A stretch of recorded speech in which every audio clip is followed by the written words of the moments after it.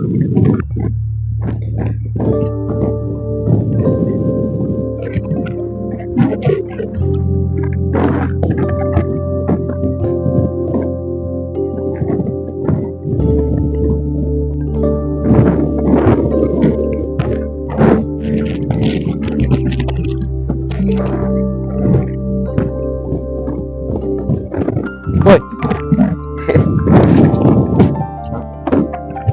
Kejut aku bodoh.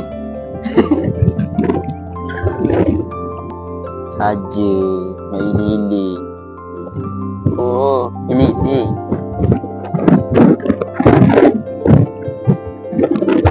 Aku nak tanya ya. Apa boleh paksa orang tua? Mandi-mandi pun seorang. Tak ada abang.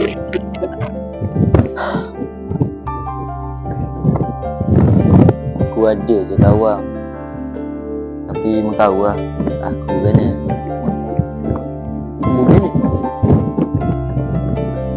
Aku ni introvert. Susah nak belajar, nak gaul dengan orang. Tapi mu boleh belajar. Mu boleh paksa diri mu. Mu jangan biar kawan diri mu. Aku bukan raya, mu jangan layak. Jangan takut tu. Jangan manja ingat. Bila petang. Aku tak tahu kenapa introvert ni rasa. Setiap kali nak keluar, rasa lemah aja duduk dekat orang ramai. Lepas tu kita orang ni sombong. Kena cok sombong dengan orang sekeliling.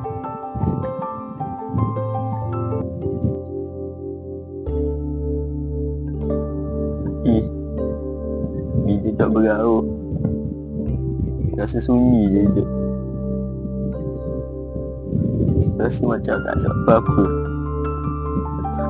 Bila aku nak keluar tu, gaul dengan orang, aku rasa lemah. Aku rasa tak selesa. Aku faham. Takkan faham. Takkan faham. Ubelah. Tapi Alih. Ubelah. Ubelah.